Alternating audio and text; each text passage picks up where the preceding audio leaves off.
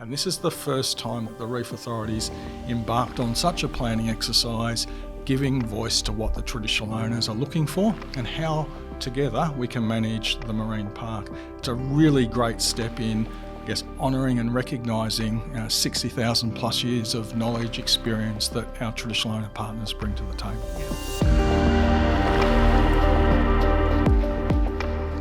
G'day everyone, welcome to this edition of the Reef in Focus podcast, coming to you from Woolgaroo Gabar country as always. And in the hot seat today is our GM of Major Projects, Ian Walker. Welcome, Ian. Thanks, Lincoln. Thanks for having me. Look, we're really looking forward, and we've had this one on the radar for a little while, A, because of the breadth and scale of some of the projects we have underway, not only at the Reef Authority but with our partners, and B, because a lot of our guests have very intriguing backstories, and you're certainly no exception to that. Can you give our listeners a bit of an overview, I guess, originally, where you come from and how you ended up in North Queensland? Yeah, thanks, Lincoln. So originally from Geelong, and I guess grew up through the Geelong area, Great Ocean Road, those sort of iconic Australian images of the 12 Apostles. That was sort of my backyard. That connection to nature took me through into university, subsequently working with Parks Victoria.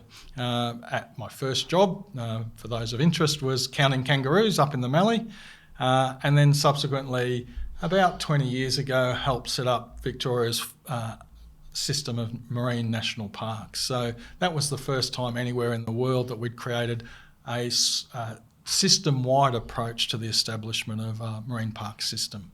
So you're certainly no stranger to these major planning projects, coming from the area around Bordertown up to tropical North Queensland, but I think we skipped over a very important element of your youth. Is it true that you were a handy AFL player in your younger days? I did play AFL with Geelong in under-19s and reserves. So spent a bit of time kicking the leather around the field. All right.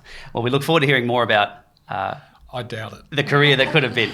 And notice we said AFL up here in Townsville rather than football. I appreciate that. And for those people listening, now a dedicated Cowboys follower who are not going terribly well. Now, as you said, mate, you're certainly no stranger to marine protected areas, not only marine national parks, as we said, but certainly terrestrial areas, basically all around the country. We'd like to know from our guests, can you recall the first time you set eyes on not the Southern Reefs, not the Western Australian Reefs, but the Great Barrier Reef up here in North Queensland? Certainly can, and that was well before my career here with the Marine Park Authority. One of those iconic destinations that people need to go and see. So yes, young children out on the reef, out of Cairns, snorkelling there was the first opportunity to see the Great Barrier Reef Marine Park. And like so many people, you fall in love with that sort of experience and that sort of opportunity. An interesting story for you, Lincoln. My youth going across Port Phillip Bay, we saw what I thought was the most humongous hammerhead shark. It was as long as the boat. Mind you, I was 4 or 5 at the time. Yep. But this shark really sparked my interest in nature, and probably at the time I was into dinosaurs and that sort of thing, so it resembled this prehistoric creature that I just had to know something more about. So it's funny how that history comes back and sort of comes to the table in a different shape or form some years later. And it seems to be a common theme in all seriousness, doesn't it, that a lot of our people here at the Reef Authority can recall a pivotal time that they laid eyes on the reef and really decided that that was the direction they're going to go in professionally. I think so.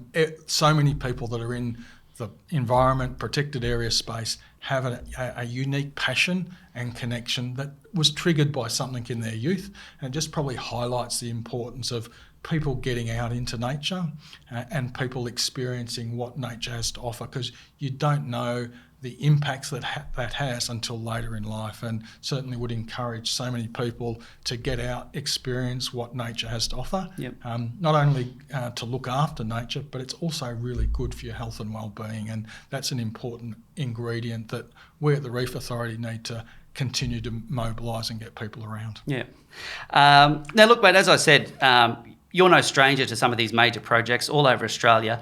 We're going today to talk about our Southern Plan of Management and break that down a little bit further for our listeners, what it means, who it involves, why we need one, etc. So can we start with what exactly is a plan of management? Yeah, plans of management are a tool and they're used in protected areas all around the world. And they're a tool that actually helps managers to manage the park and to engage with the community. So they're really a well referred to, well documented process. Here at the Great Barrier Reef, it's a statutory tool that sits under our zoning plan.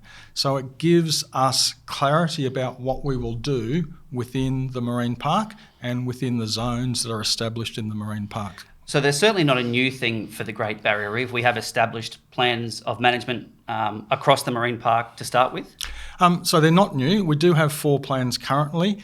They're quite small in nature and they're particularly focused on a key issue, so dugong protection in one case, or around a particular high value site, the Whitsundays is another, or Cairns or others. This plan, though, will be the first time that we've actually looked at all of the values, all of the threats, and come up with a series of management actions or strategies to respond to those threats. The plan is going to occur in the southern Great Barrier Reef from Midge Point south and cover the full extent of that southern area. So this is quite unique for us at the Marine Park Authority. The other really, really important component is that we're doing it jointly with the traditional owners.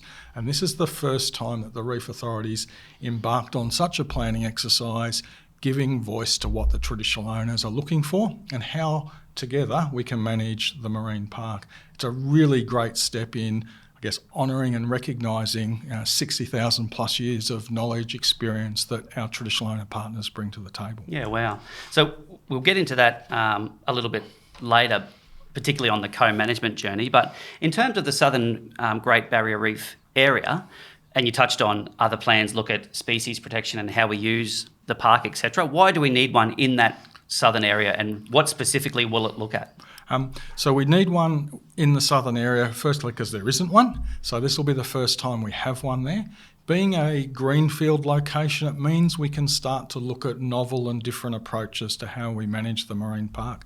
So think about the current coral bleaching issues and how a plan of management could help with that. It might define some areas where we have high value reefs that we want to look after, often referred to as resilient reefs, so they're more resilient to a changing climate. What protection measures can we put around those? That's a simple example of the sort of thing that could occur in a plan of management. We also know in the southern area there's some really unique features that make it particularly exciting to look after and conserve. So those spaces, those areas, we're asking the community at the moment to help us understand what they are and what they value in the area. We also have a high degree of expertise within the Reef Authority that is also going, hey Ian, look over there, there's a really important particular value that we need to ensure is protected for future generations. Yeah, okay. So that's sort of what the plan's all about. It does provide us the opportunity to engage with all of the community. So we're currently engaging with the tourism sector. There are 2 research facilities in the GBR, one managed by the University of Queensland, one by Sydney University. So there's quite a degree of research activity that's occurring there, and we want to tap into that expert knowledge and incorporate that into the plan of management. Yeah, okay. And can we just delve into that a little bit further? You said that there's existing plans of management coming down essentially to the border of the southern Great Barrier Reef area. Why isn't there a plan there at the moment? Is it simply a case of moving down the coastline, or the other one's more test cases, if you like? Or So this is a new type of plan. So we've looked at those plans and identified where we can improve. So this is a new planning arrangement that will actually do the reverse of what you've said. Once we've demonstrated this is a way of managing into the future, we'll roll out similar planning regimes across the rest of the GBR. So ultimately, we'll have 4 plans covering the entire length of the GBR. Yeah, wow. To make it clear what occurs where and what activities managers, partners, community can take to look after the values now and into the future. Yeah, okay. So it's an example of best practice in this new one. Correct. Yeah, okay. So we look at the zoning plan as our primary management tool, if you like, for protecting and building reef resilience. How does that marry into these plans of management? Does one sit underneath the other? So the zoning plan coming up to its 20th year anniversary, fantastic foundational piece of work that set the arrangements and the activities that could occur at a large spatial area across the entire GBR.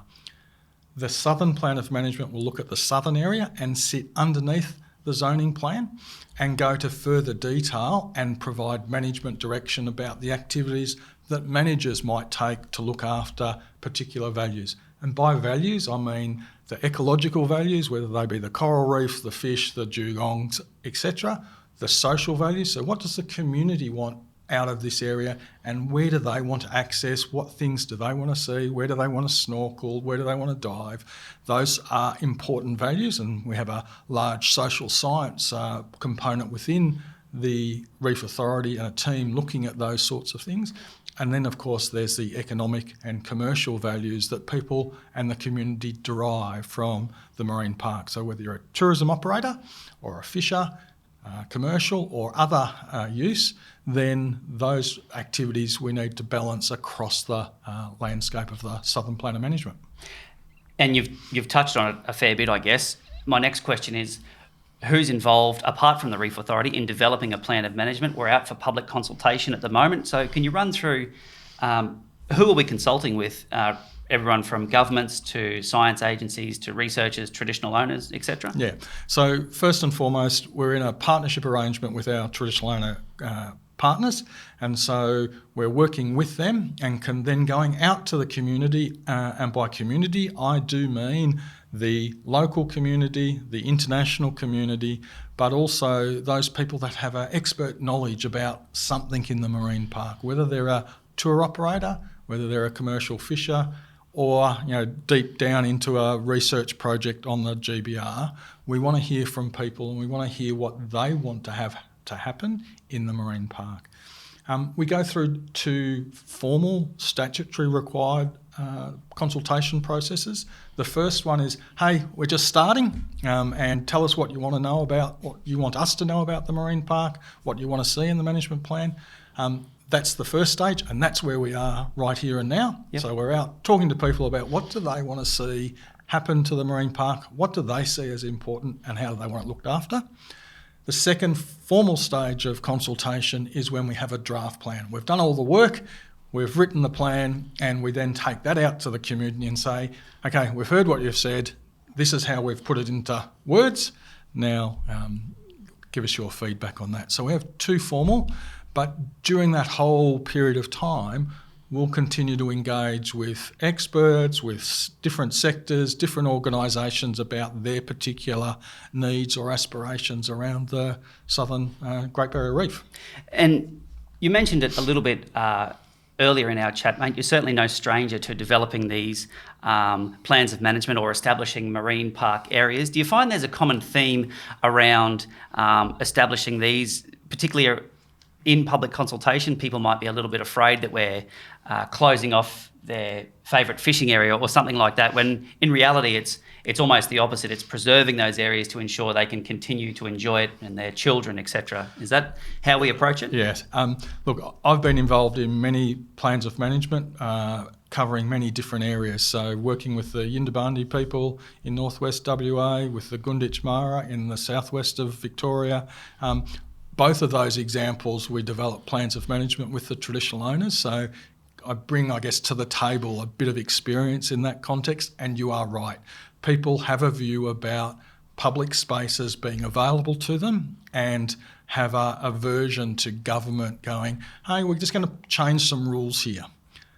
What I want to stress to people listening and watching this is that this is about government responding to communities' needs, but also ensuring how do we do the best job to conserve the Great Barrier Reef so future generations, your kids, your grandkids, can see, value and love the reef. It becomes really important that we bring the community along with us and not get into a confrontation where we're having an argument over how to best look after the Great Barrier Reef. Yeah.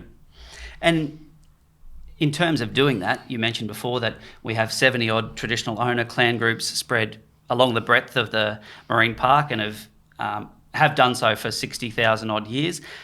So it's really a no-brainer, isn't it, that we're partnering or sort of meshing the latest in marine science, etc., with traditional knowledge that has maintained that connection over such a long time.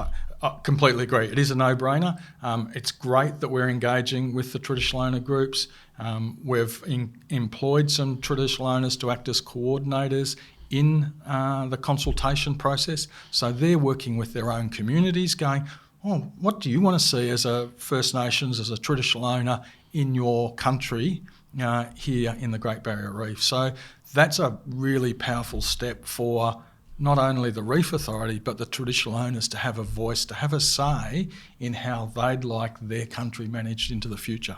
And having those TO coordinators, it probably opens up, I would imagine, feedback that has maybe never been available to us on how they're connected to country, etc. Is that right? Traditional owners' connection to country is really powerful, and what we want to do is hear from them and capture their stories, and for them to be comfortable to share that with us. So building relationship, listening, understanding what they're talking about, and then seeing and putting it into action really will help traditional owners to stay connected to country.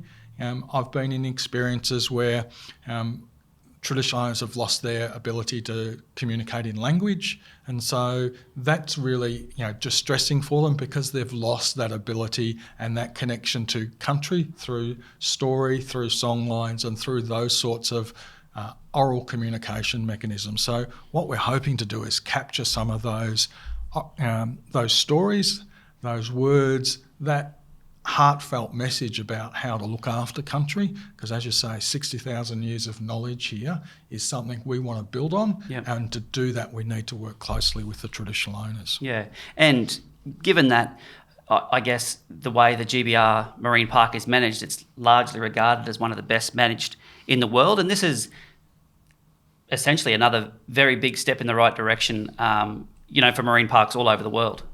It is, and I think we can continue, and we've got great support from the traditional owners. I'm very thankful that they've opened up the opportunity for us to engage with them, and it does set a precedent by which others can follow, and the way that we go through the planning process will also show that this isn't hard.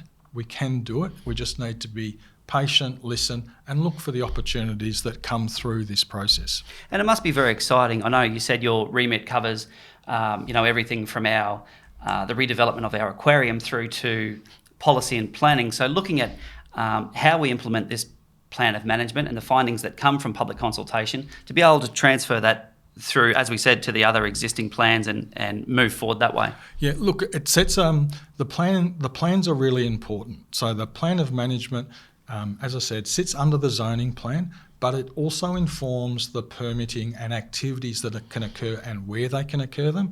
So the plan influences our permitting team and makes their job harder for them, or, which we're hoping for, it makes it simpler and easier. So this plan actually tries to deburden all of a significant amount of red tape that exists in our existing policies and permits and those things that set the rules around how government manages the marine park. So we're trying to lift out of that. Yep. And have less burden on community about how, for example, tourism operators can work in the marine park. Yeah, okay. Can we discuss the nuts and bolts of it a bit more, if you like? You mentioned before it's from Midge Point down to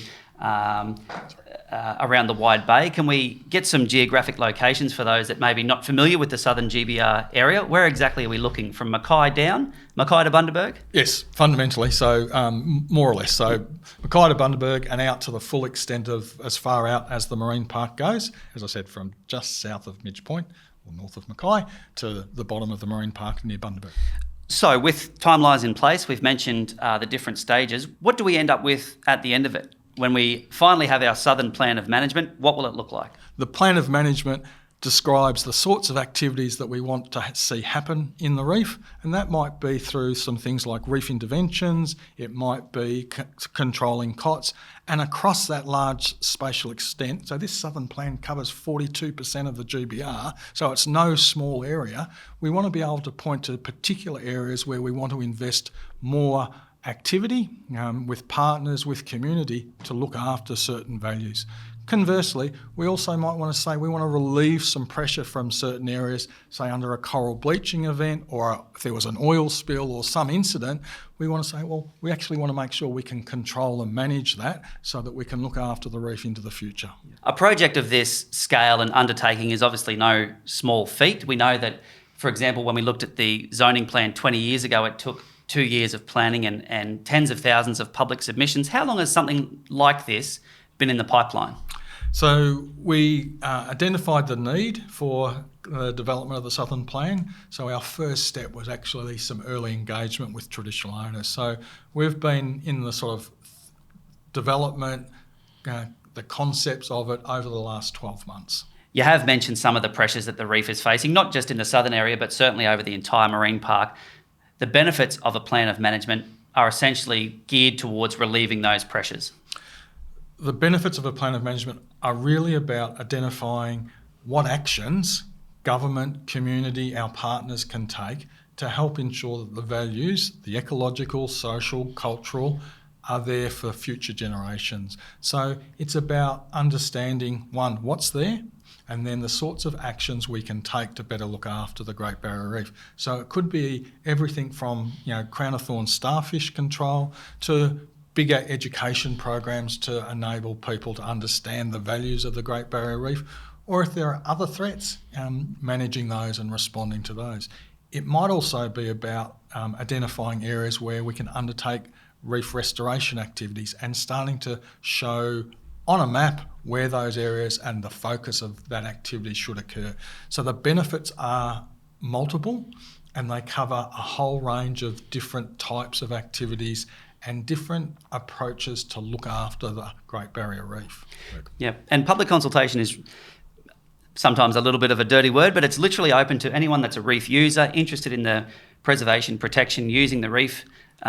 We obviously encourage everyone to get involved. Yeah, so we've got an online tool that people can go on and record and provide us their views, perspectives. You can draw on a map. So typically you'd go to a town hall meeting and draw on the butcher's paper. We've made that into an online digital form, and it means you can go onto our online survey, complete the information and tell us what you think about the management of the marine park, how we look after it, and what sorts of things that you find really important, because everyone typically has a great appreciation and a great value associated with the marine park. Tell us what yours are and we can help look after them for the future. Yep. And all going well, mate, what sort of timeframes would we look at for that? When could we expect to see those stages that you mentioned before come into play and the plan of management essentially established? Yep. So we're at the starting gate. So we've said to the community, we're starting the plan of management, we're consulting on that. It'll take us about a year before we get to a drafted plan to go out again, and then a period of time after that by which we consolidate people's feedback and take it through to approval from government. Yeah, okay. And the public consultation phase certainly helps to, solidify from our point of view that the reef really is in everyone's hands, isn't it? Everyone has a role to play in terms of protecting, preserving, and making sure it's there for everyone to enjoy. The Great Barrier Reef is no different to any other part of our natural cultural environment. Everyone has a part to play. We all have roles in looking after it, from what we flush down the toilet to how we go about undertaking our daily commute to work or around the country. All of those things contribute to looking after the environment, and the Great Barrier Reef is no different. What we can do though is we can start to identify with community where they can actively be involved. Please go online. There's a survey, there's an opportunity to tell us in written form, or you can pick up the phone and have a chat with one of our staff about the sorts of things that you think are important. Very insightful as always, Ian. We appreciate your time and look forward to hearing more about the glory days of the Geelong under-19s down the track. Thanks, Lincoln. I think we'll give that a miss around the footy. Thank you. Good on you, mate.